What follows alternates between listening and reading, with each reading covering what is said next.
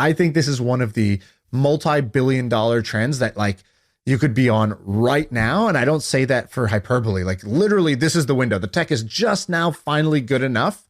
It's not quite there, but you need to start now and you could disrupt all of these marketplaces.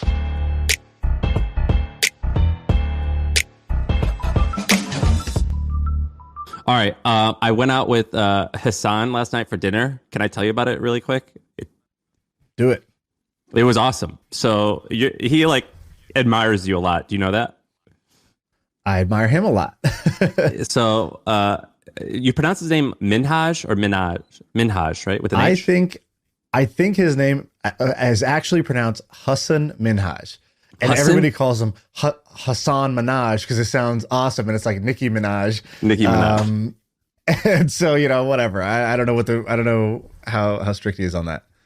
Well, so basically the story of this is Shaan interviewed him last year. I thought I saw him on the street and I ran up and like went and said, hey, and it actually wasn't him. And I looked like an idiot and I tweeted about it and he texted me. I guess he got my number from you and he texted me and we went and hung out. So this guy's like this, you know, pretty big deal comedian. He is so smart. He's so much smarter than I am. And that's what I learned that. And number two, I was so intimidated to be around him because I didn't know if I was like, can I make him laugh? If I can make him laugh, I'm like, this is a win. And I really didn't. I didn't make him laugh. I failed. I did not. I could not make him laugh.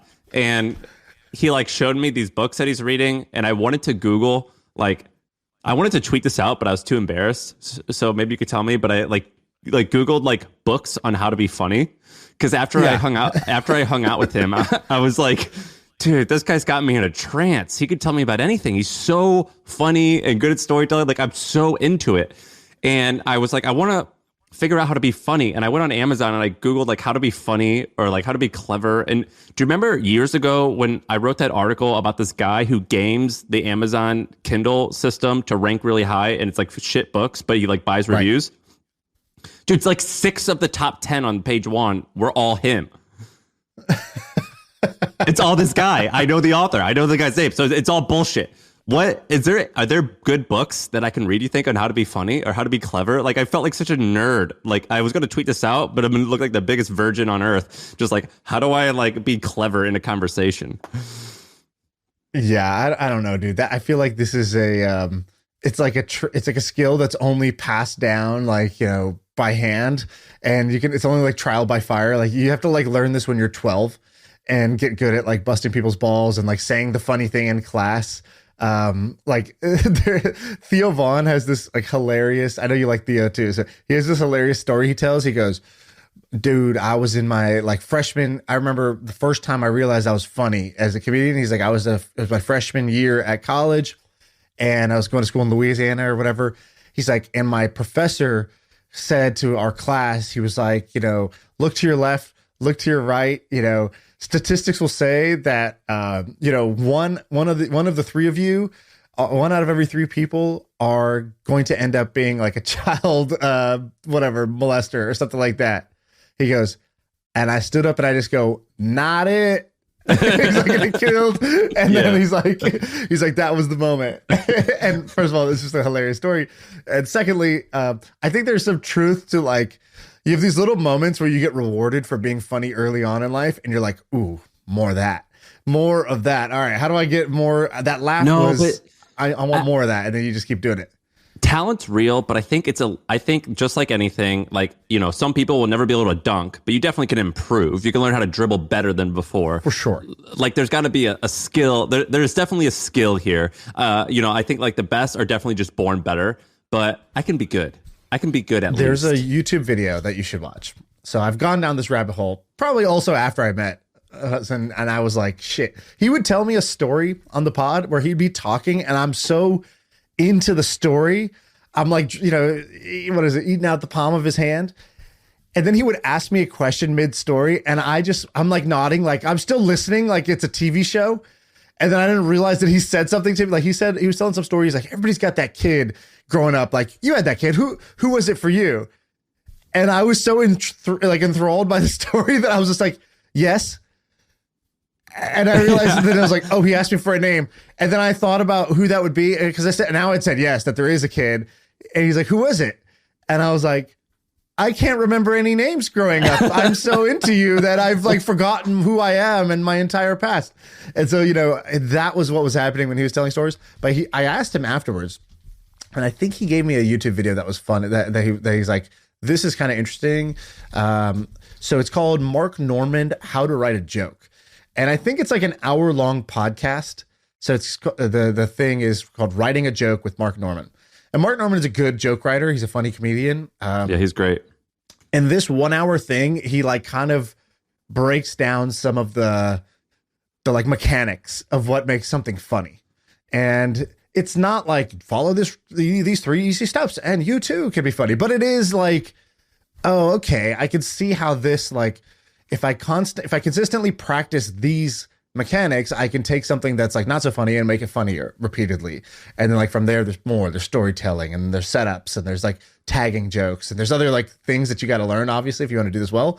But I think that video is pretty good. I'll watch like 100,000 views. There's these guys who have this YouTube channel called Charisma on Command, and it's a beautiful name. They've been doing it forever. Have you seen these guys? Yeah, I remember for like maybe 5-7 years ago, I was like watching some of those videos. Yeah, and they're cool. It could be a little lame because it's a little bit more on like nerdy guys how to meet women, which is cool and fine, whatever. But like, I was dating my wife at the time, so I was like, well, I just want to learn how to be like more charismatic. And I remember their name, and they like taught a course on it, and like they had all this stuff. I was like, that's a beautiful name, Charisma on Command. I'll watch that Mark Normand joke. But anyway, hung out with this dude last night. It was dope. He paid for dinner, so good first date. It was awesome. Did you try to pay? Did you do the thing? No, for sure. A lot me.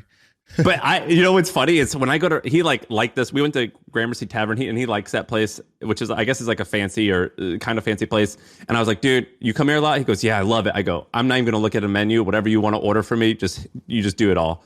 And that's how I love going to restaurants like that. I do that all the time. I'm like, I don't care. I eat meat and vegetables, get whatever. So I was the best is then after they order, then you complain. You got to do that too. That's the true D-bag move. By the way, one thing people liked from the last pod, or maybe a couple pods ago, I got a bunch of DMs about this. They were like, dude, I love the homie move that you said. And I was like, I didn't even remember what he's talking about. He's like, remember the homie move? That's like one of the top 10 things you've shared on the pod, which was, you were like, dude, guess how many blah, blah, blah. And like, when you say that, obviously it's something impressive, but I kind of guess low so that you can have your punchline where you're like, 100 million. And I'm like, oh, I only said 10 because I kind of knew it's more than 10, but let me give you this moment. People love that. I thought that was hilarious. Yeah, I saw the comments. People did dig that on YouTube. All right. So I made a little vow to myself to bring more specific ideas and stories to the pod, because I personally love the free flowing, just like wherever a conversation goes, it goes. But I want to make sure that, we have the entree, not just tapas. It's not just the appetizers. I want to have the entree. So let's jump into a couple ideas here. I got a few too, or I got one big one. I'm going to go one and then you go one. All right. So we've talked about this a little bit in the past. DALL-E and like how much AI is advancing. And I don't know if it's just like my TikTok feed keeps feeding me these, but every day I see a new incredible thing that AI can do. You have to explain what DALL-E is. Has just blown me away. What's that? You have to explain what DALL-E is. Oh, DALL-E is a program. It's a artificial intelligence program. DALL-E 2, I think, is the current name of it. That basically you just type in any word and it generates images on that. So you could be like Sam Parr, fishing, and it will just generate images that like look like they're either hand drawn or like a stock photo that are Sam Parr fishing. Even though no such image exists, let's say, it will create the image. So it like flips the whole idea of like creating art or taking photos or painting something, and it kind of like flips it on its head. It's like, no, computers and robots can now do that almost as good, if not in some cases better than what would be, the real thing or human stuff. And so you see that. You see deep fakes. Like there's videos where you'll see the Mona Lisa and then they're like, watch this. And they push a button and all of a sudden the Mona Lisa starts turning her head and she starts rapping like, Notorious B.I.G. and it looks like the mouth is like in sync with the lyrics and the thing looks real. It's like, yeah, they can take an image and they could turn it into a video using AI. Like AI can basically say, oh, if I have this image, I know where the eyes and the nose and lips are. I have been trained on what talking looks like, what singing looks like, what looking around and acting natural looks like. And I can turn any image into that. And it's really good. It's really good. They could take Barack Obama and they can make him like this happened now with the Ukraine thing. They took the Russian president, like, and the way that people can Photoshop an image to make it look real. You could take Barack Obama and you can make it sound and look like he is saying something, completely racist or whatever. So it's like, I can't trust videos. Well, I heard a podcast about that particular one. I think someone made one of these things to show how amazing it is. And then they also showed, but here's the downfall. And they made Obama, I think he said the N-word or something like crazy, like not cool. And they're like, he said that. Isn't that amazing? Obviously he didn't, but like, it seems exactly like he said it. This is where it's going to get dangerous. Totally. And let me, so I'll just keep going to some random examples. So there's another one where you can draw like a very basic smiley face on your iPad on this app called Procreate. And then it's basically just like eyes, nose, mouth, and you're just like pencil drawing it. Then you change the brush to the AI paintbrush and you just kind of like shade in, like, like when a kid would like scribble in a shape, and it like colors in as if you like painted this in fine detail with the shadows and the colors, and all you're doing is literally just moving your hand like a fool. And it's like, it knows already what like high quality art looks like, and it just turns your crappy art into high quality art. It's amazing. And so every day there's all these little amazing magic tricks, and they're not like foolproof yet, but the demo is getting ridiculously impressive. And so I used it to come up with a logo for a business I'm thinking about starting. I use it to come up with a logo, and it was awesome. Oh, I do that all the time. Yeah. If you just Google AI logo generator or brand generator, there's like 4 websites that you can use. And you just say like, it's a legal startup. The mood is serious, but still sophisticated. Go. And it'll spit out like an infinite number of logo variations that you could and you could be like, cool, print this on business cards. That's like how they make money, is like print this on a business card, or like give me the high quality photo. You actually use it, right? Like I used it. Yeah. Normally what I do is I go to 99 Designs and I have like 99 Designs is amazing because you can get like 30 graphic designers to like make up a landing page, and you can be like, I like details from number 1, number 8, and number 14. And then someone combines all of them and they give me the one that I want. Whereas when you work with just one designer, you got to like kind of be nice to them and be like, no, this is okay, but can you kind of change it like this? Instead, I could be like, no, this sucks, do this. But also B, you can see all different combinations. And with DALL-E, I'm excited to use it in that way. And so let me give you like, couple ideas that I've had based off of what I've seen. So here's what I think these can be very big ideas. Now, the problem with these, I'll tell the problem also, is that I think it's so easy to do that you're gonna have a bunch of competition. So, you have to find a way to be defensible. But here we go. 4 ideas that you can do with AI, like right now. Okay. So number 1 is, which one do I want to start with? Okay. So number 1 is going to be, fake speech. So I'm investing in this company called Unreal Speech. I don't know if you've heard this, but check this out. This guy sends me deep fake audio of Gary Vee and Jordan Peterson reading The Milk Road. So I'm going to just play one of these. I think you can hear it. Let me just. This is The Milk Road, the newsletter that brings you so much entertainment, news, and laughs, it should be illegal. Yeah, no, hypothetically speaking, of course. Here's what's happening around crypto. Dude, it sounds just like Jordan Peterson. It's just like Jordan Peterson. Here's Gary Vee. This is The Milk Road, the newsletter that brings you so much entertainment, news, and laughs, it should be illegal. Yeah, no, hypothetically speaking, of course. You can see it messes up Here's sometimes. What's happening around crypto. The new stable coin on the block. So you That's amazing. That is so good. Is that available? Very little training data. And literally just like takes my thing, and you can see the places where my written stuff is like kind of like casual. I'm like, blah, blah, blah, blah. And like, it doesn't do that part very well, but the other parts, it does like pretty dang well for a very small amount of training. Unreal Speech. Is it available to everyone? Yeah. So, well, it's like brand new. So, And so he was like, hey, yeah, Shaan, you want to never do an ad read again? He's like, you have hundreds of hours of audio of you and Sam's voice that's on the podcast. Like, all you need to do is just say the word, and I can make it so that you'll never have to do an ad read again. Did he do it? I can make it so that the Milk Road, it'll auto add a companion audio. Like if somebody wants to listen to the newsletter on the go, like it'll do it in your voice. Like I can just do that now. And I was like, wow, this is incredible. He's like, yeah, and the way we're doing it is cheaper, faster, and like more accurate than like the kind of the other models that are out there on like Amazon or whatever.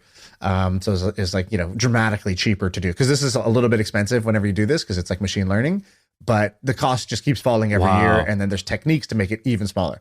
And so think about this, like language translation. So for example, there's a world where we do this podcast and Unreal Speech could translate this into another language in our voices with our tones, right. But just speak in another language. And so now all of a sudden our podcast is in, is being, done in Spanish and in French and all these other languages. And so we could grow without having to actually do extra work ourselves. Damn, dude, that's crazy. All ad reads, stuff like that. So I think that's a great business. There's also, there's other kind of like use cases for it, but I'll leave it at that. Okay. Here's another one. Student essays.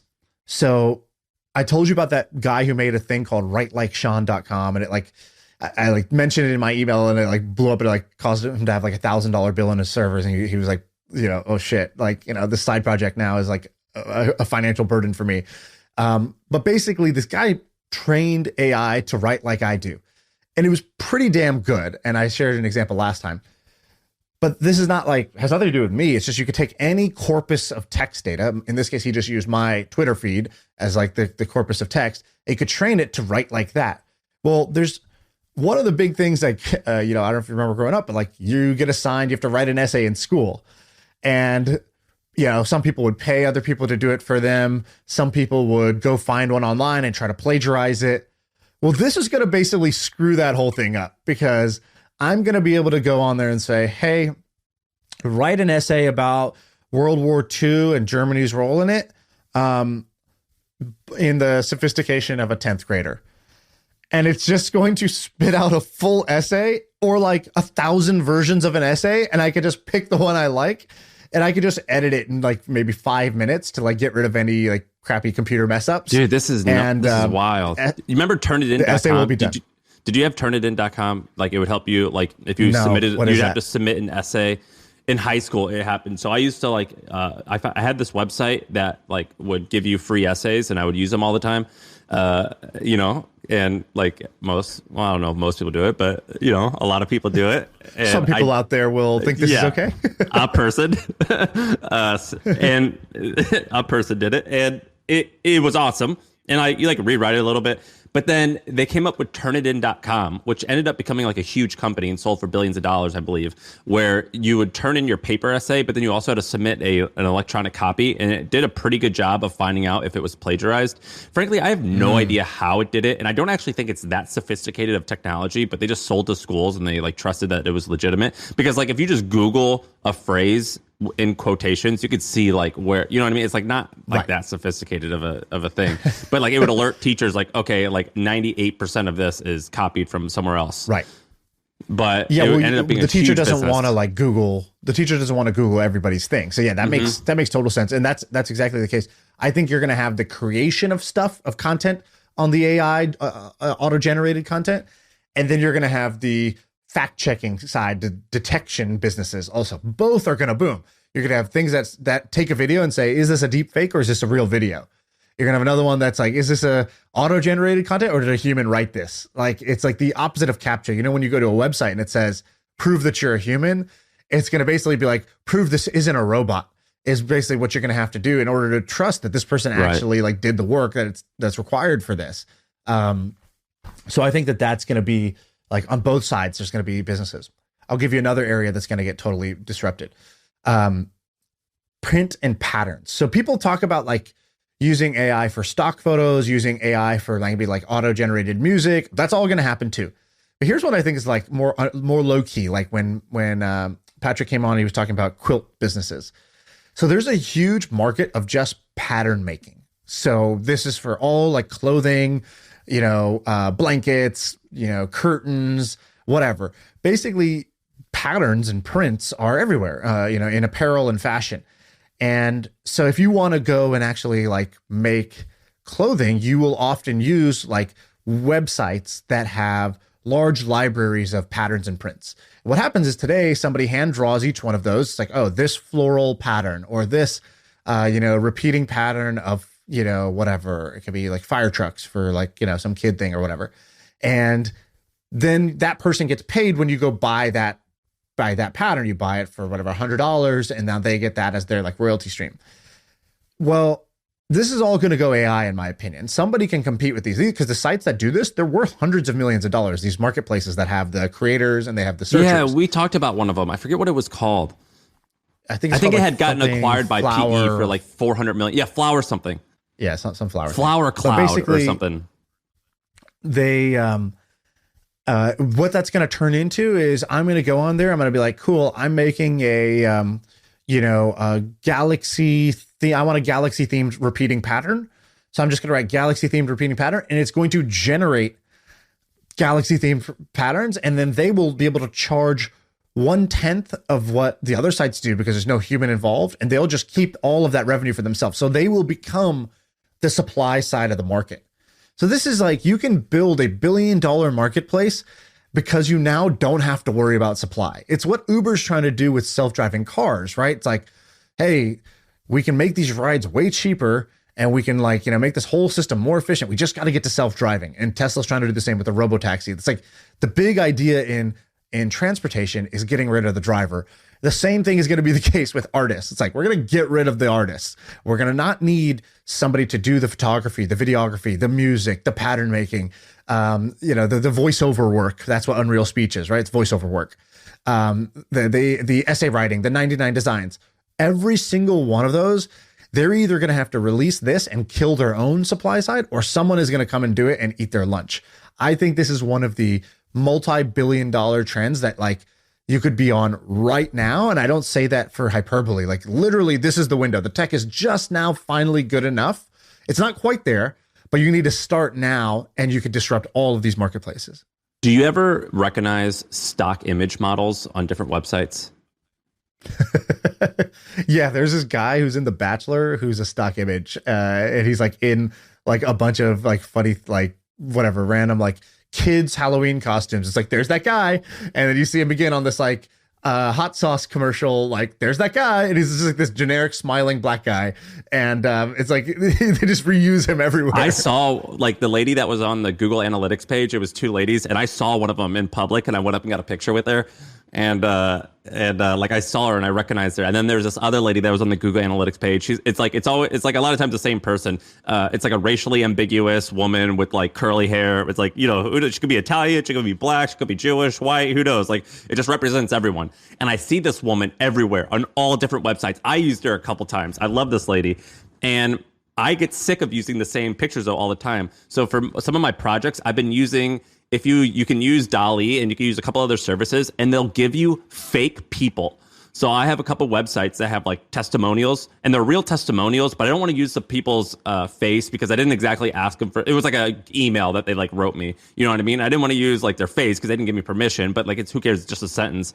I can use that, and I Google AI sample faces, and you can get all types of faces, and you could say make this person this race, make this person happy, make them serious. You can change it, and you can make them all types of stuff. And I've been using that for sample images because when we were running the hustle, every once in a while we would do it the right way, where we would use an image that was for commercial use, but sometimes it would get categorized wrong, and we'd get a, what do they call it, I forget what it violates some notice. Yeah, that's right. And they say you have to, in multiple times we've had to pay $5,000.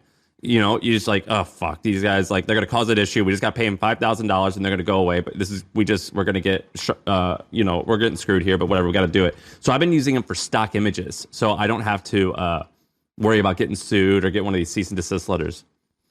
Totally, it's gonna be the case with stock images. Designers always use these libraries of icons and illustrations, and there's websites like the Noun Project and other things like that. What DALL-E did was basically they just read all of the text on the internet, and then they used it to create new stuff. And some people are like, dude, that's messed up. Like GitHub is doing this too. GitHub basically read all of the code that was on GitHub. They had a crawler basically index all of that. They fed all of that user data, and they fed it into machine learning. And now they have this thing called GitHub Copilot, which is, I think, like, I don't know how much it is, like $100 a month or something like that. But it basically is like, if you're a programmer, this GitHub Copilot can basically help you write your code. You're like typing your code and it'll just autofill, like autocomplete the line of code. So it's like, oh, dude, that makes this $250,000 a year software developer more efficient and more effective, and less bugs and less mistakes and less thinking. It lets a less talented person sort of create these functions and write code.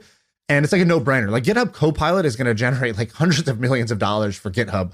That's like crazy. they created this product, flip the switch. It's going to be a multi-billion-dollar product line just because it's generating so much revenue. Wow. And some people are mad about it because they're like, dude, you read my code. You use my code as the training data, and I get nothing from this? Like, that's crazy. You're going to basically put me out of a job by using my own data as the training data for this. And that's the same thing that's going to happen with these websites. By the way, Ben found Spoonflower was the name of the pattern. Spoonflower.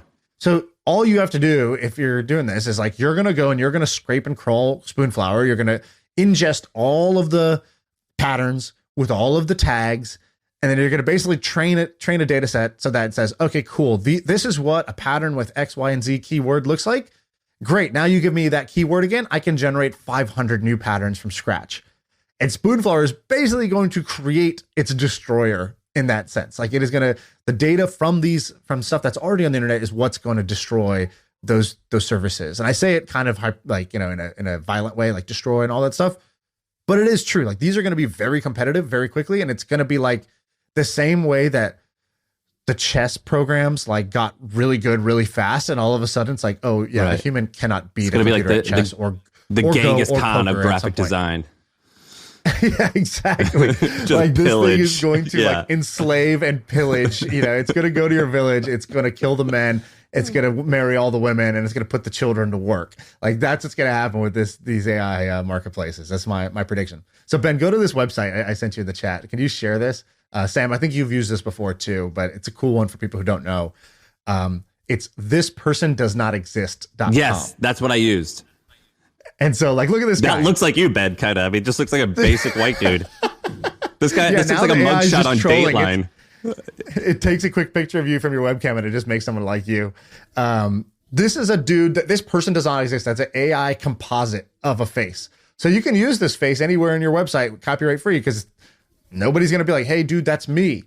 This is like such a useful, funny website. And it shows you in the bottom right, it'll tell you exactly how the image was created. It's like, it was imagined by a GAN, which is a type of machine learning thing or whatever.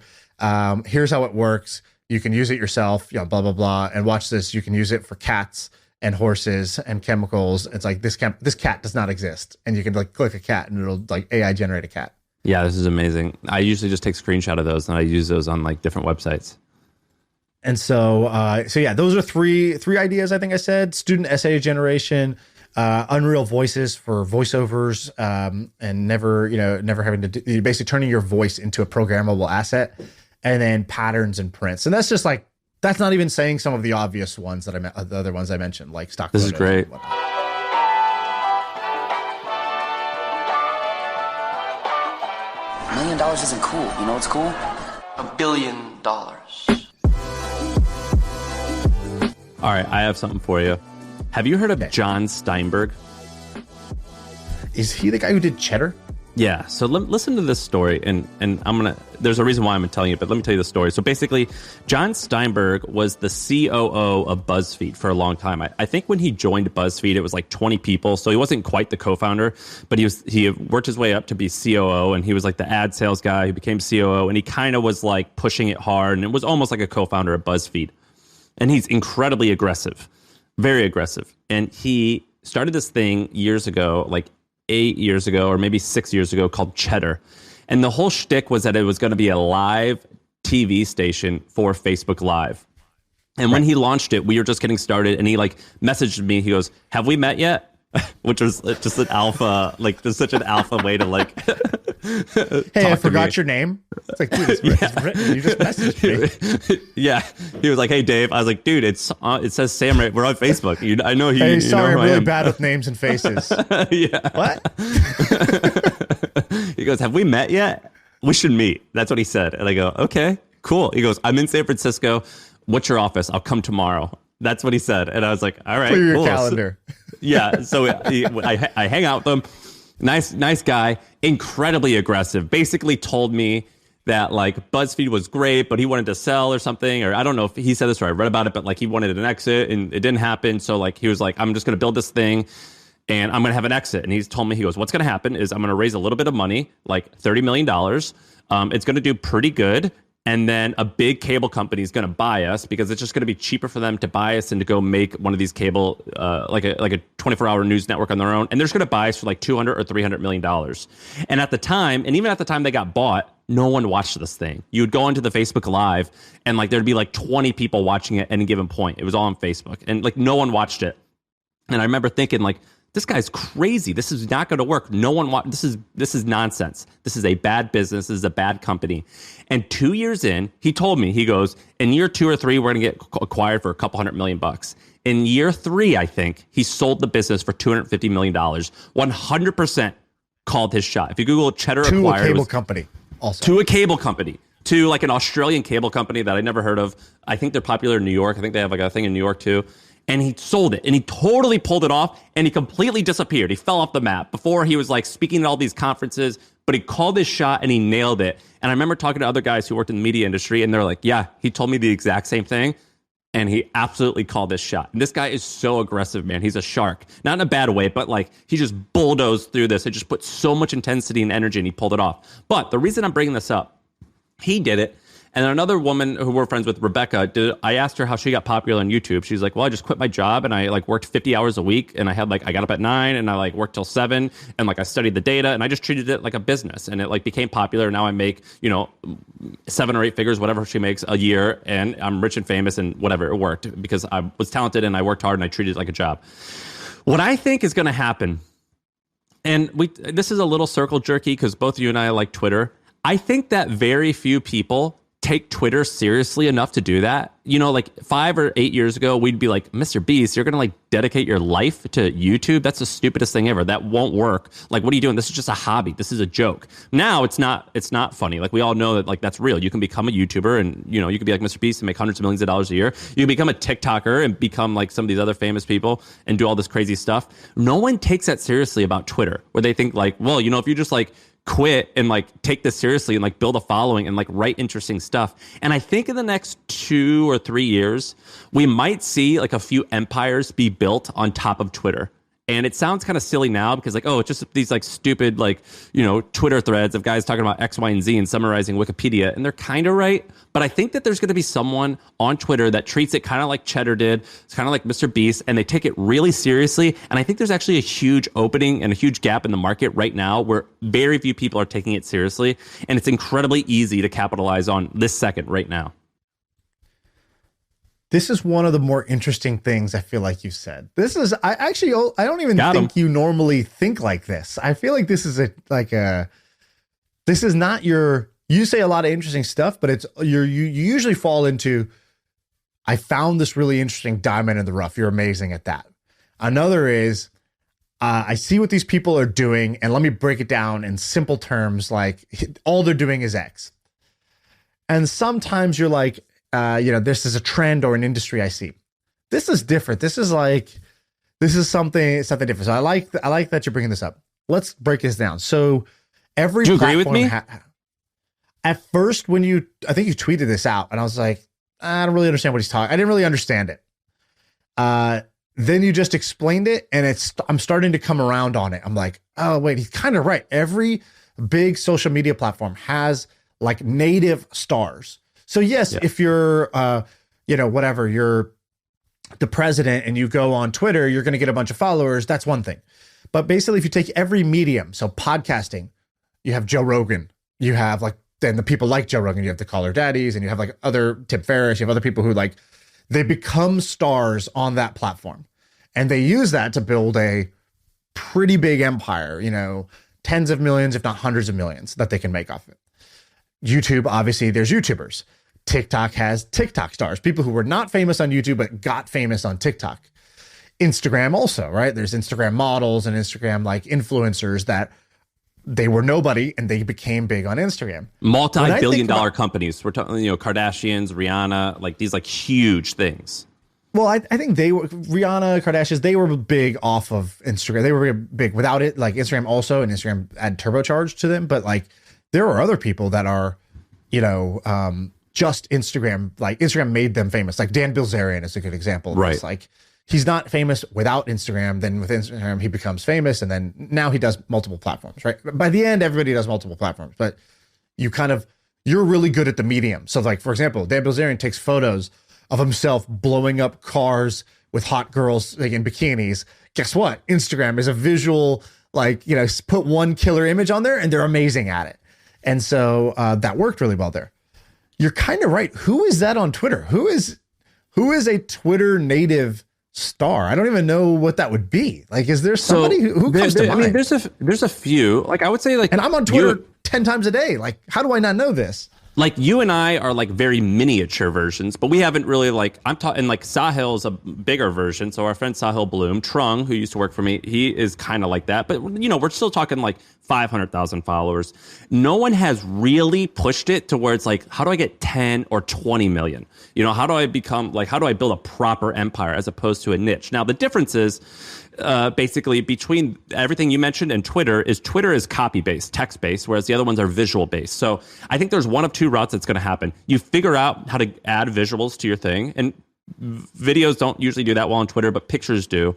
Or you just get really good at writing. And I was like, well, writing's not that important. But I'm like, wait, no, I'm an idiot. Like, you know who Danielle Steele or James Patterson is? Yeah, of course. These people have sold authors. literally, I believe Danielle Steele has sold like 100 million plus books. I don't know if you know this, but in San Francisco, she's got the biggest mansion in San fattest Francisco. House. Yeah, on Billionaires Row, her house is like the big fortress. Yeah, and then you got James Patterson. I bet you he's a billionaire too. James Patterson basically writes like 50 books a year. I don't even know if he writes a lot of them, if he just smacks his logo on it. But like, I was thinking, 50 books a year. That sounds outrageous, but okay. I forget, but it's maybe one a week. It's like one a month. It'll say like, what he does is like, it'll be like written by James Patterson and Bill Clinton. And then it says like, and also this other name. And it's like a duo about them. It's like a story written about like the White House or something like that. And he like partners. It's like this weird thing that he does. He writes a ton. He's prolific. And a lot of like real quote authors, like these like artist folks are like, oh, that's just garbage. But he's like, dude, I don't care. I'm pumping this shit out. Anyway, authors like definitely crush it still. And the power of the written word is very powerful enough to like, get these people to buy all these books. And I still think that's possible. But I do think that we're going to see like an empire built on top of Twitter. Arguably, you and I we've easily created 7 figures of personal income through Twitter. Maybe you could say even, I would have to add it up, maybe 8 figures, but a lot. I think though that there's going to be literally billionaires created on Twitter. And it hasn't happened yet though. Wow. Yeah, we can't call ours empires. Like what's a very, very small, like a Lego, like a convenience store. Yeah, like we created like a Quickie Mart. We own like Twitter. 4 Burger Kings. You know what I mean? And you're right that Sahil and Trung are good examples of like they actually try. So like they like religiously write content, they schedule it, they research it, they like publish, they like try to amplify it, they have calls to action at the bottom, and it works. And I've seen them crawl from 0 to Sahil's at like 500,000, maybe more. I don't know. Dude, Trung, a lot of people don't thing. even know that Trung worked at The Hustle. He wrote the daily email. We found him when he was working at like as a financial analyst. It was all internal reports. He signed up for Twitter while he worked at my company. And we all like shared each other in this like silly circle. And now he's got 600,000 followers and he's like a personality and like people know him. Like they talk about him and how he's funny and all this stuff. And I think it's going to happen. And like when I tweeted out that event thing, 1,000 people signed up and I'm like, oh my God, like why aren't you actually see Instagram, like you'll see like the Jake Pauls and the Logan Paul, they'll like say like, I'm going to be, when they were starting on YouTube, they're like, we're going to be at this location, come. And they film all these crazy videos of all these people around us. No one's doing that shit for Twitter. And I think that someone needs to just take the YouTuber playbook and just deploy it here and take it full time and seriously, and they could create tens or hundreds of millions of dollars of wealth. And so what would you do? Because like, I think, well, the guys we talked about, they, you know, Sahil basically does like kind of like mental model, intellectual like stuff where it's like, oh, you know, either like kind of what I'll call like the generic life advice, generic business advice, or like, you know, hey, let me tell you about this phenomenon in psychology about cognitive biases. And here's 30 cognitive biases you want to be aware of. And like, I don't know why these do so well. They do incredibly well. It's not my cup of tea, but it's definitely other people's cup of tea for that. Here's what they need to do. Here's how you cross the chasm. Here's how you cross this threshold. So basically, these guys are popular on this Twitter medium, and Twitter it feels like a 1-to-1 a little bit, or maybe like a 1-to-10. It's like me and my 10 friends like consume this and we'll joke about it. But I'm not talking to a guy on the train, or I'm not like telling a family member like, hey, you know, did you guys see X, Y, and Z? Like, we're not talking about that. So what they need to do is two things. Number one, they need to meet up with like mainstream celebrity people or like mainstream people and take pictures with them and show it. And it's like, oh man, this guy's like bigger than just my little audience. Look at this. Like these people, like Arnold Schwarzenegger likes this person and took a photo with them. That's amazing. The second thing that they need to do is they need to get off of Twitter and into real life. So for example, in the early 2010s, when the Caspers of the world were coming out, subways in Manhattan were underpriced for the billboards. And a couple of these companies like Subway, Oscar, they go, let's advertise on these billboards down in the subway, and then we'll actually buy real billboards. And people are like, why would you do that? Like, we could track all this on the internet.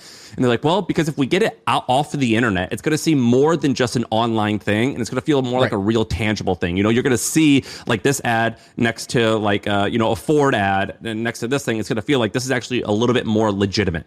And so what they need to figure out is how to do that. So you do that by having real life events. You do that by like getting a book that you publish. You get that by getting a cameo on a TV show, and you like get everyone in on the joke. It's like, hey, everyone, check this out. They asked me to be a background on Friends. Like, here, look, you can see my head. Isn't that hilarious? Like, you do these things like that where it's like real life and like bigger than just this 1-to-10 thing.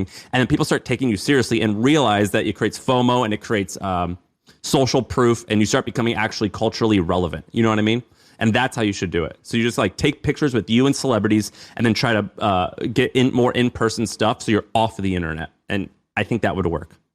Yeah, I think that's good advice. Like, people will believe about you what you believe about yourself, and also people will believe about you what they think others believe about you. So if I see you hanging out, you know, if I see you, this is why YouTube works, right? Like, people on YouTube will have like, you know, or Instagram, they'll have like, they're taking a picture, but it's actually the background. That's the picture. It's like, I'm just trying to show you that I'm sitting in this car or at this place or with these people. And there's like, everything that's said is actually in the background. The foreground is just kind of like your excuse to say it. Or when Casey Neistat's like walking through New York and he has kids coming up to him and goes, hey, what's up, kid? Say hi to you're on the vlog. Like, you know what I mean? It's like, oh, wow. Like in New York, Casey gets recognized everywhere. He's more than just what I see on my screen. And like celebrities do this, they like, when they like tip off, you know, the paparazzi to come like take pictures of them, and they're like, they like pretend like they're trying to not be seen, but then like they actually, it's like a deal. Like, hey, dude, I'm going to be here. Come show up and take my photo. And then we're going to use that photo for this.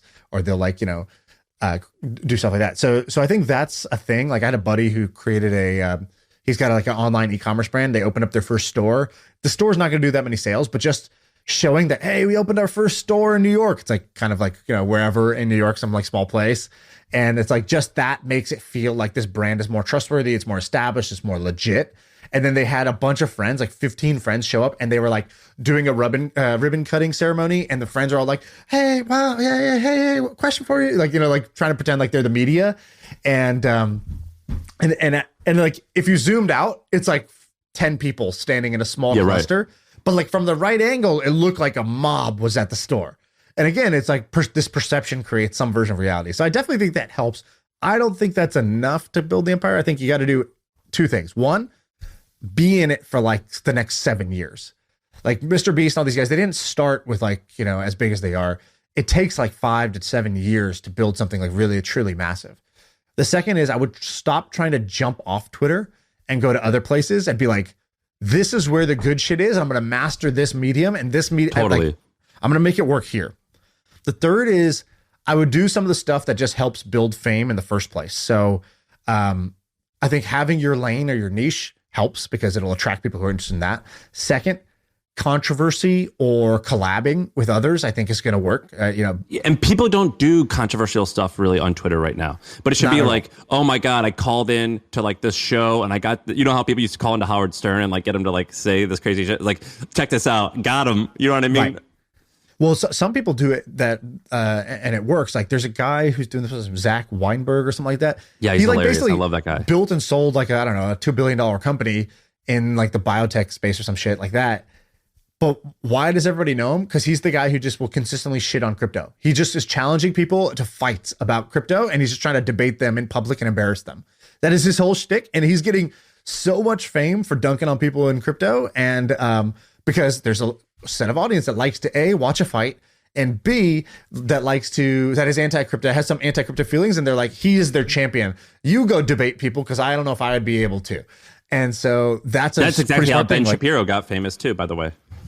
And on top of that, then you have like Keith Raboy or whatever, people who are just like a dick to other people. Like he'll just like respond to somebody like wrong. And they're like, well, explain, like, I'd love to hear your perspective. And he's like, I don't share my perspective with fucking losers. Or, whatever. Like he's like, he'll shit on you once. And then even if you try in good faith to come back, he'll be like, the data is out there. Go read a book. And yeah, like, one time he was like, the best thing goes, I've forgotten more about startups than you'll ever even know. Yeah, exactly. Or he'll be like, call me after your 6th unicorn because that's where I am or whatever. Like he's like, obnoxiously just like shitting on people. And it's hilarious. And because of that, like the controversy spreads. Some people hate him, some people love him. And he kind of uses that to grow. So anyways, I think controversy is also another underrated thing. There's a bunch of things that people need to do, but I would say the main one is like find your angle, your hook, your niche. Like for Casey Neistat, it's the daily vlog. For other people, it's the explainer videos. It's like whatever. You got to find that for you on Twitter and then like do it for 5 to 7 years and have faith that like, just like it wasn't obvious that being a YouTuber was just such a big deal back then, I think it's not that obvious, to your point, that you can do this on Twitter too. Yeah, so that's my pitch. I think it could be cool. All right. Can I tell you about something that I kind of knew about, but has recently blown my mind? Yeah. It's the Thiel Fellowship. So yeah, it's amazing. What the Thiel Fellowship is. Ben, I'm curious. Do you know what the Thiel Fellowship is? Come off mute for a bit. Because I think Sam already knows. I want to talk to somebody who's maybe more where the audience is, which may, aware, but not familiar. Yeah, so I know what the Thiel Fellowship is. I'll tell you just my impression of someone who doesn't know a ton about it is just that it's for essentially high schoolers who are super geniuses. And Peter Thiel is going to give you a bunch of money in order to not go to college and do something cool instead. Kind of. I think it's actually for people in college to leave college for a year. So $100K to basically leave college for a year and work on something interesting. And Ben, if I asked you like, hey, is it like successful, unsuccessful? Do you have any idea? No, except for that I know what's his name did it. The guy who did Ethereum. Vitalik. Yeah, exactly. Vitalik. Yeah. So, by the way, I still haven't told my Vitalik story on air, which is I was in Amsterdam and I saw him and I couldn't think what to say. And he's walking right past me and I just turned and went, "You're Vitalik." And he didn't like look or say anything. He just kept walking, but it was him. Did he have security with him? No, he was walking all alone on the streets of Amsterdam at 8 a.m. in the morning. It was just us. Our software is the worst. Have you heard of HubSpot? See, most CRMs are a cobbled together mess, but HubSpot is easy to adopt and actually looks gorgeous. I think I love our new CRM. Our software is the best. HubSpot. Grow better. Yeah, we need to protect this man. He never has security with him, and he's just like wanders around to random cafes and goes to events and stuff like this. I'm like, dude, yeah, I really hope he's got such good security that you just can't see them. That's what I'll tell myself. So this Thiel Fellowship thing is amazing. The Thiel Fellowship was exactly what you said. Peter Thiel comes out. Peter Thiel is the kind of original founder of PayPal. He was the first investor in Facebook, put $500K into Facebook early on, which became hundreds of millions of dollars, if not billions of dollars. And Also, prolific investor in a bunch of other things, including SpaceX and other businesses. So Peter Thiel comes out and he basically says, college education is a bubble. He says, college education is sort of a joke. He's like, it hides under this like banner, like it's teaching you something, like you're getting information, but really what you're getting is some version of like an insurance policy. Like, I got this degree, so I'm not going to fall through the cracks of society. And you're getting like, some status symbol, like, oh, I got this stamp on my thing. So it's like a luxury product, like wearing a nice bag. Your Harvard degree is like your Louis Vuitton bag. And so he talks about college and he's like, costs just keep going up and up and up, but the value and the salaries that you make don't go up. And so it's this like overpriced bubble, just like the housing bubble. He says, I'm going to offer something called the Thiel Fellowship, which is $100,000 if you drop out of college and go work on something interesting. And a bunch of people criticize him. They say, dude, how dare you? You're telling kids, like the normal phrase is kids stay in school. You're like, we get it. You're contrarian. You're saying kids don't stay in school. And you're like trying to get people to drop out. Like what kind of like, you're worse than a vape, And so, people didn't like what he was doing. And other people were just like, oh, it's cool. But like, who knows if this is going to work or not? Like, all right, you're going to pay this kid $100,000 to, do a summer project. Great. So what? This thing is amazing. It is produced. Yeah, it worked out really well, didn't it? And nobody talks about it. So let me tell you some of the things that have come out of this. You have, like you said, Ethereum, which is like a $170 billion market cap thing that came from Vitalik. Probably like this generation's version of Facebook is like, is Ethereum. So that comes out of this, where Vitalik does the Thiel Fellowship and continues, working on Ethereum during that time, and he launches. So that's one super, super, super successful thing. Also, Figma, which is like a somewhere between $5 and $10 billion closer to 10 company that takes on Adobe in the design space. And Dylan, who is the founder of Figma, was in the Thiel Fellowship. Another one, Oyo Rooms. So this is in India. It's like a kind of like a Airbnb-ish sort of thing. It's like a hospitality website. Oyo Rooms, multi-billion-dollar company. Tens of billions, Luminar, I think. Luminar Technologies. Most people don't know this. It's a like LiDAR company that basically the technology you need for self-driving cars. And this thing, I think, went public in a SPAC. This guy's like, I don't know, 21, 22 years old, 23 years old, something like that. And he's worth like $1 billion. He's like one of the world's youngest billionaires, if not the youngest billionaire off of this thing. That is just alone is crazy. Also, Polkadot, another crypto protocol valued at, $7 billion. Like I just told you basically $200 billion worth of business value that has come from this program. And it's, but then there's way small. more. There's actually like dozens that are in like the $100 million range. I invested in a company that recently raised another round. I think it was owner.com. The guy, Adam, he was a Thiel fellow. And I believe, that potentially could be a unicorn, but it's hundreds of millions for sure. And there's like dozens more like that. The reason I got reminded of this was because I invested in Italic, and Jeremy Kai is the founder of Italic, and he was like, oh yeah, I was a Thiel fellow. That's how I was like, how did we meet eventually? He's like, oh yeah, I was a Thiel fellow. We came to your office and you gave a talk and I thought it was awesome. And so that's why we kept in touch. And I was like, dude, was Vitalik in the room? He's like, I don't think he was at that event, but he's like, dude, he used to like crash on our couch. Like, he was part of the program. And he's like, I was like, what was he like? He's like, he's genuinely the weirdest person ever. Like the weirdest person I've ever met. And like, he's like, yeah, in a good way, in a bad way. Nothing like, he's just nothing like I've ever seen. Just a different sort of cat. And I was like, this is too good. I think you should keep using the word cat, by the way. You like how I did that? I've been, it's something I'm workshopping right now. Yeah, it looks good on you. I take it out for a spin. I take it out of the garage, twice a week. And I just see, do people kind of like flinch when I say that? It was a good flinch. Tried it with Lit, and I had to put that one back in storage. No, that one's too not old. coming back out. I put that one on eBay, actually, got rid of it. Yeah, no, you're too much of a gray bush for that one. But cat, cat was cool. I would stick with cat. But it is crazy, man. The Peter Thiel. I thought at first it was real. It was kind of stupid. I'm like, dude, this is weird. Like, what are these like little 18-year-old nerds? Like, they're not going to do anything interesting. Obviously, I was wrong. When I was like rethinking my opinion on it, I was like, wow, I guess just like high IQ matters. Like these guys, they have more power than I do. I always say you're higher functioning than me. You know, that's just the only way I can describe it. You have more horsepower. Your oven burns hotter, and it actually it truly matters, and it makes a difference.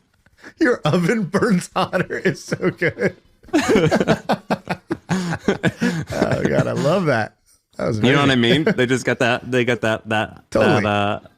Heater furnace. That's how I felt when I was at Twitch. I was like, okay, let's see what are the like. 'Cause, you know, I had kind of had opinions from the outside, like, okay, at these big tech companies, what are the people like? What are the execs like? What are the average people like? You know, how hard do they work? How smart are they? Like, you know, do they have like all these processes that are way better than the messy stuff I was doing at my startup?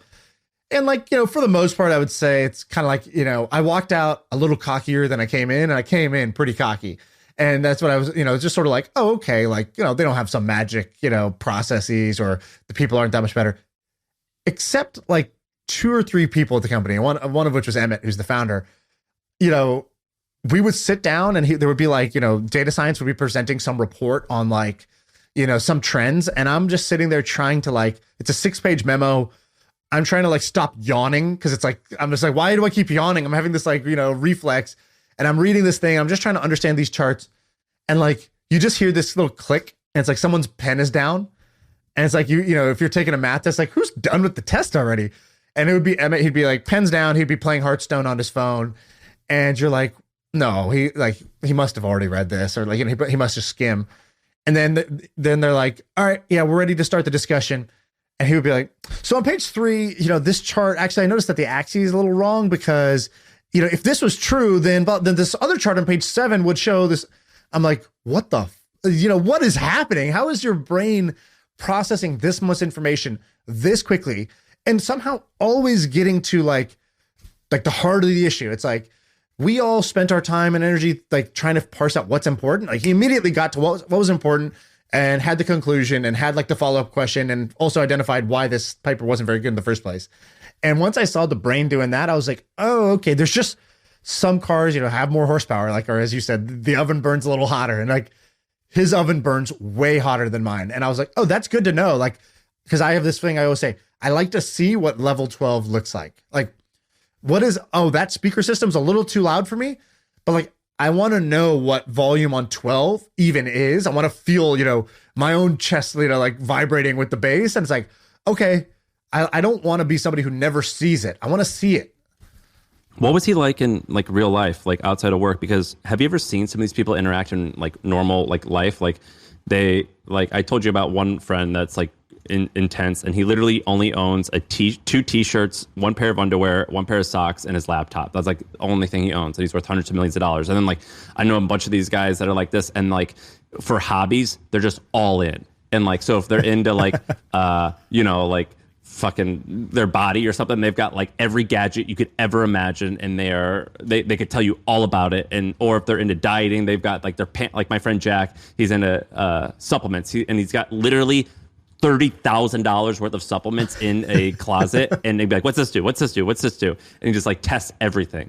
What was he like in like was he like if he's into cars, could he like tell you every single thing about like a Porsche and what year it was from and why it was special?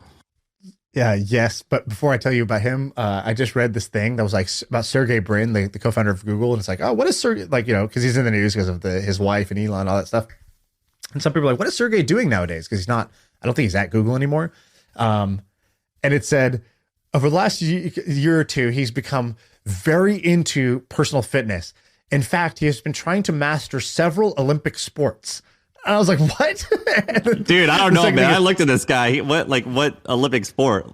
Ping pong? Yeah, I don't know. Archery. Like skeet shooting? Yeah. Curling. Yeah. The other one is, it said he's currently writing a physics textbook. And I was like, of course he's writing a physics textbook. Like, that's, you know, more like come it. On. Yeah. So anyways, these guys are wired like that, where like when they go in like very deep. And honestly, I don't know him super well because I interacted with him mostly at work. And anytime it was outside of work, it was really cool, but it was like, you know, limited. It wasn't like I hung out with him like 100 times. It would maybe be more like 5 times, you know, something like that over the couple years that I was there. What I would say is like a couple of little things that stood out. One, he's like us. He's an idea machine. In fact, I need to get him on the podcast because You've been saying that for 3 years now. I know. And when I was there, I didn't ask him because I was like, already, me doing this podcast is not a, not like yeah, you're like, hey, dude, you want to bail at noon and go and record? Yeah, it's not everyone's favorite thing I do. But I think now I can do it. But he would like he told me this idea. He's like, I tell you about his gym idea. No.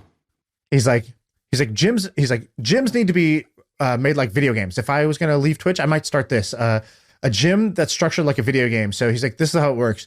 You show up and you're like the beginning character of a game. Like you show up and we give you kind of like your basic uniform, and we have a little wrist strap that like tracks your level of like fitness and intensity as you work out, and you basically level up. And so like every time you come to the gym, you're earning points. And like as you earn points, like we give you like better gear. Like we'll give you the more fitted, clothes that look cooler. And so you can like visibly see people's different levels as they go to the gym. You would be able to like go into certain sections of the gym that were previously locked to you. You would be able to get like protein shakes and stuff for free. And he's like, I think if you gamified a gym, people would come more. And like, actually, this is kind of played out with Peloton. Peloton is very much organized like this with leaderboards and stuff like that, gamification. But I was like, this is a crazy idea. He's like, yeah, it'd be like the World of Warcraft of gyms. Like people would grind like years of their life to level up their character to 60, and they would like work to do it. He's like, I think you could do that with a gym. I was like, wow. Okay. Yeah, I mean, people do that with like karate and jiu-jitsu, black belt, brown belt, blue belt type of thing. Exactly. And they stick with it and they keep showing up because for 10 plus years. Up. And he's like, but you don't want the increments to be like a year before you see some progress. Like every time you come, you need to be earning a little bit more and getting a little bit more unlocked, and see that the next milestone is just within reach. So I thought that was interesting. The second one, he was like, he was like trying to plug in the computer to like screen share one time with me.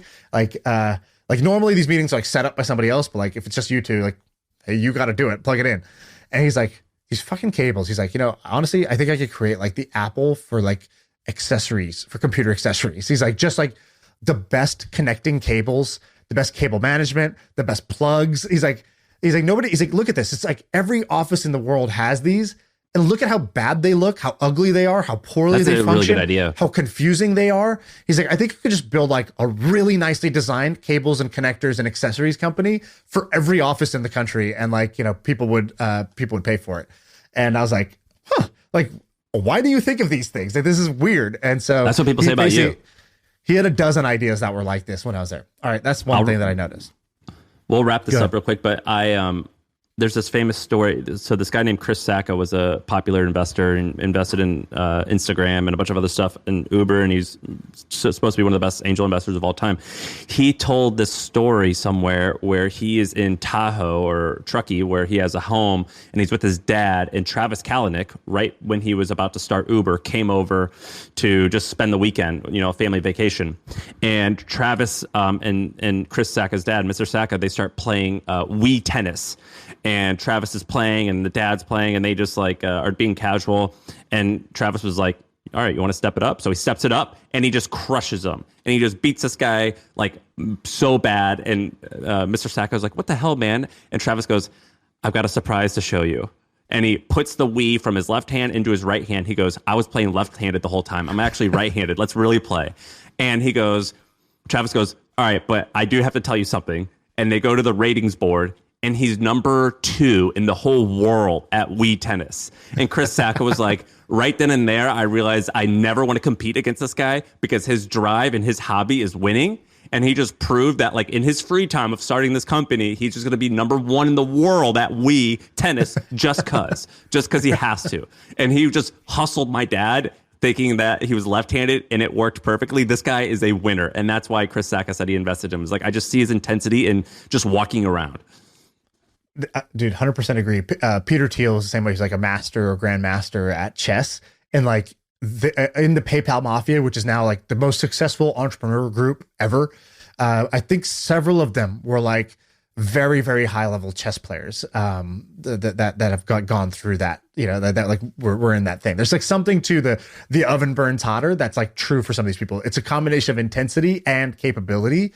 That is definitely true. Like. Another kind of like Emmett observation that I was like, that's weird. That doesn't seem normal.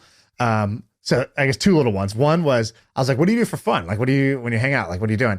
He's like, oh, like, I love board games. He's like, you should come over for like a board game night. And I was like, okay, like, what are we playing? Like, you know, Monopoly, like Twister, what do we got going here? And he's like, he just looked at me like, we only play like deep strategy games. And it was like, we only play Catan on like hard mode, or like even Catan is like the beginner one. He like named two other games I don't even know about that, like, you know, are like this, the like the board games that are like actually, you know, like multi-level, multi-hour strategy games. And basically it was him and the brothers from Stripe and like the founder of Reddit, and they would just get together and play these games on the weekend. Like, that's what they did. That's for fun. Exactly how I like, want them to spend their time. Exactly. So I thought that was kind of funny. And then the other one was like, we were in a meeting and we were talking about like, I don't know, like some policy, like, oh, these, you know, whatever. Yes, some girl streaming on Twitch and like her nipples showing, like, is that okay? But it's like, you know, she lives in Denmark. You know, what are the rules around this? Should we ban her or like what? And so there was always these policy questions coming up over and over and over again. And it felt like you can't win because whatever Twitch did, it was like, oh, dude, they're trying to control us, censor us. Like, they're inconsistent. They should have also changed it over here. Like, it was a no-win policy. And then, you know, like he would have these like, he would have these hobbies, which is like reading like old books that nobody would read. Like no normal person's reading these books. And then he'd be able to connect the dots on two like completely unrelated things. It's sort of like Ben's podcast stuff where it's like, oh, actually, like, you know, the Rothschilds similarly set this up in a, you know, set up their will in a weird way because of this. Maybe you should do this. Like, dude, how do you know all this like really specific stuff from history? He would be like, do you know how the potato farmers governed their like, you know, farms in the Netherlands during the potato drought? And then like the head of policy at Twitch is like, no, just tell me what. He's like, actually, they created this governing council that was blah, blah, blah, blah. And like the cool thing about this rule of law was blah, blah, blah. Maybe we should, you know, you should read that. Like, tell me what you think about it. And they're like, all right, like, where do I find this like out of print book that you read like randomly and you remember what the potato farmers did? And so he would always bring these like really unrelated examples in. That was one thing. And the other one was he would debate you over semantics like to death. So you would be like, you know, like it'd be like an exec offsite. He'd be like, and somebody would be like, you know, I just feel like we don't have enough like trust on the team. And everyone's like nodding, like, yeah, you know, like, you know, he's like, collaboration is a problem or whatever. And he'd be like, well, is it trust or collaboration? Because trust means this and collaboration means this. And they're like, well, you know, just like the general like trust, collaboration, just like working together better. And he's like, but like, again, define for me what you mean when you say trust. I just want to make sure I have it right. And he's not trying to like, it's not a gotcha. He's like a hyper literal person. So he's like, when you say it's failing, I take that to mean it's failing. Is it failing or is it this other thing? And people are like just getting lost in the sauce of this like semantical debate. But like he really wanted to be hyper literal about it. And I've never seen anybody do this in a, you know, there were upside, that gave a bad example here, but like, I think you understand the general premise, which is that he really cared about words, what they mean, and why we're using them, and if we're using them correctly to describe what's going on. And everybody else was kind of hand wavy about stuff, especially like the higher you go up in an organization, you sort of get paid for being sort of hand wavy like a politician. And he was the opposite of that. So these were some of the things I noticed that now when I invest in founders, I'm like I invested in this guy who created this company called Skio. And he's like, yeah, I'm this like, I was like, what'd you do before this? He's like, oh, I was a professional Call of Duty player. Like before that, I was, you know, I was like grinding in World of Warcraft. Like it was a waste of time, but like, yeah, it was, you know, top 3 in the world or whatever. It's like, what? Oh, you were like a top 3 StarCraft player, like, you know, in this on the East Coast server. Like, okay, you're a winner and you're obsessive and you are like, you find the rules of the game and then you like optimize to win it. And sure enough, now like with his thing, he's just like a wrecking ball with like acquiring customers because he just this is the new game and he's like finding rules and he's like maximizing his edge in everything that he can do to the point where he's kind of like a nut job. Dude, but like, you know, it works. At the end of episodes like this, I'm exhausted. I feel like I just exerted so much energy, both listening and speaking. Do you have to take a nap at the end of this? Because you just spoke like with incredibly high energy we've done this we're an hour and 17 minutes in. Do you get exhausted? I take naps after. No, not at all. Really? I leave these on a high. So do I, but then I need to go to always. You never have water. I usually drink 3 drinks while I'm doing these, but like I'm exhausted. I get exhausted just listening. Well, that's probably my fault. So I'm sorry. It's a good exhausted. I'm like, God, I just learned so much, and I need to get so much better at this, and this by hearing this story. And I was just so intensely listening and enthralled by this conversation that I need a nap. I've got to go lay down. I got to go rest. Balaji went on Tim Ferriss's podcast and did like a 3-hour podcast, and I listened to it last night. And like literally while it was happening, I could feel my brain fatiguing, just trying to like digest what this man was saying. He's so and by the way, you also hear Tim Ferriss sound. I love Tim Ferriss. Tim Ferriss sounds like an absolutely defeated man on these podcasts with Balaji, because Balaji would be like, anarcho, on one hand you have the woke capitalist, on the other hand you have the anarcho capitalist. Do you know what I mean when I say that? And Tim's like, no, tell me. And like that happens 40 times in the episode. He's like, are you familiar with the concept of the the Schrodinger window? And Tim's like, no, but I assume you can tell me. And he's like, he just does that over and over and over again. Dude, one time when he was with us, he was like, Bitcoin is kind of like Battle of the Bulge. And you remember how the Germans were doing it? And I'm like, dude, I needed an analogy for your analogy. Like, please don't reference Battle of the Bulge when trying to explain a complicated topic. Like, it's like, Bitcoin's kind of like neuroscience. Like, you know how like the chemicals of like this and this interact this way? Think of Bitcoin as the amygdala of the crypto ecosystem. Yeah. It's like, well, what's the amygdala, dude? I don't know. That's what was happening. And I guess I did that to you in this case. But no, you're way dumber. I could totally keep up with that. It just was a good story. No, you just talk more. No, I thought it was good. That was a compliment. I get exhausted because I'm like so into it. Like I love hearing these stories so much. We used to do these mastermind like dinners or hangouts where it'd be me, Sam, and like 3 other guys, and we'd meet up every 2 weeks or 3 weeks, something like that. And it would always be like, each person gets 20 minutes and you sort of say what's going on in your business, what's working, what you want the other guys to like, basically help you think through. And those things last basically, if you just do the math, it's like 6 people, 20 minutes each, but everybody runs 10 minutes over. And like, we start 10 minutes late. It's like, this thing is 3 hours long. And we would always start it after work. So we'd start it at like 7. It would finish at 10:30. We skipped dinner. Nobody's like gone to the bathroom. And basically there was 2 reactions. Some people were like fucking exhausted by the end of this. And they're like, oh, this was great. But like, man, next time let's try to be a little shorter. And like, I get that logically. My reaction, and we used to do some of these at your office. I remember at the Hustle's office. I don't know if you know this. I would leave your office at 10:30 and I would go straight to my office and I would just work for 4 or 5 straight hours because I was I can't do that. I was so inspired. I was like a combination of inspired by the, like, your guys' awesomeness, panicked that like, oh my God, I have so much I need to do that I now realize. And like, oh fuck, I need to do all of this. And I'm just going to try to do as much as I can tonight.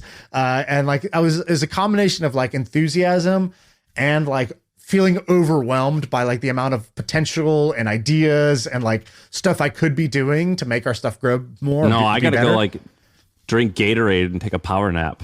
Like, you know what I mean? Like, I need to fuel up. I'm gonna go eat a Cliff Bar. I get worn out. I'm like, my blood sugar's low. I can feel it. I guess that's the episode, right, Ben?